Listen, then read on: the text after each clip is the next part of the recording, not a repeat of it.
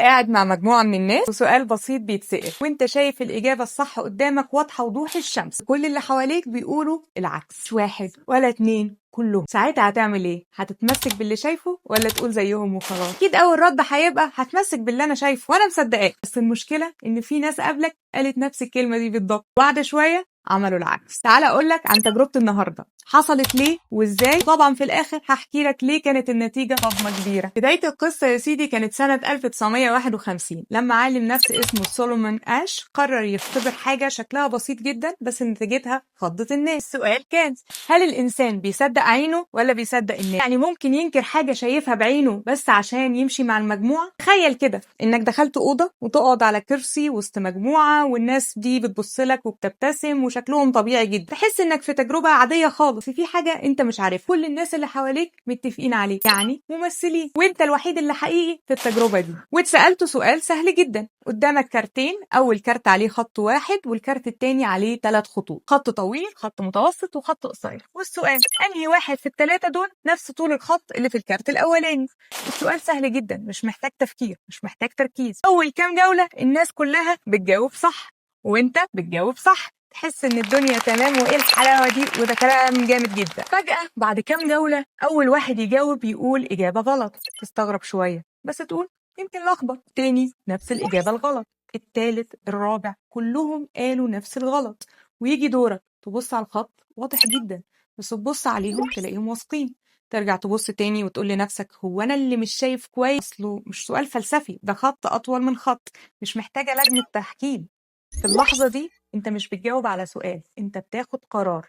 هل تقول الحقيقة وتبقى الوحيد اللي مختلف ولا تقول زيهم وترتاح؟ أصدمك وأقول لك إن النتيجة كانت حوالي 75% من الناس وافقوا المجموعة على الأقل مرة واحدة وقالوا إجابة غلط وهم شايفين إنها غلط. بص، في ناس قالت الغلط بس وهي متوترة، وفي ناس تانية بدأت تشك في نفسها وقالت يمكن أنا اللي شايف غلط فعلا. يعني مش بس مشيوا مع الناس، لا ده صدقوهم كمان. تعال أقول لك بقى الأسباب اللي التجربة كشفتها وقالت ليه الناس عملت كده. واحد، الخوف من الاختلاف، ما هو أكيد أنا اللي غلط، مش كل الناس هتغلط. اتنين، الشك في النفس، لما تسمع نفس الإجابة من الكل عقلك يبدأ يشك في عينه. 3، ضغط اجتماعي صامت، يعني إيه؟ يعني مفيش حد قال له غير إجابتك، لكن النظرات، دقة الجو بتساوي ضغط رهيب. آخر سبب والأهم، الرغبة في الانتماء، الإنسان بطبيعته عايز يبقى جزء من المجموعة مش ضدها. تعالى بقى نفصص التجربة ونطبقها على العيشة واللي عايشينها. التجربة دي مش عن خطوط، دي عنك،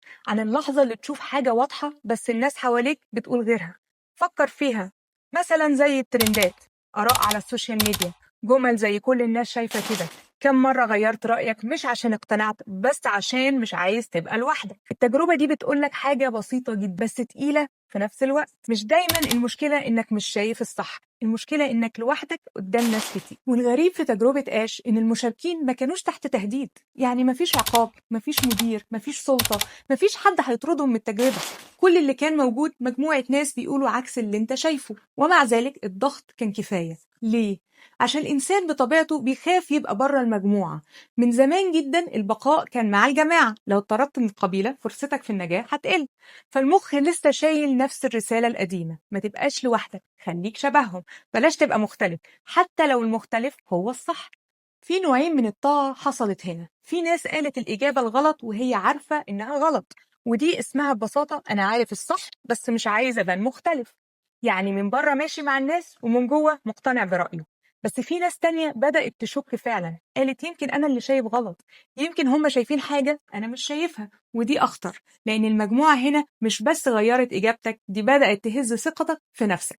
وده بيحصل كل يوم في الشغل، لما كل الناس تسكت على قرار غلط فأنت تسكت، مش عشان مقتنع بس عشان مش عايز تبقى بتاع المشاكل.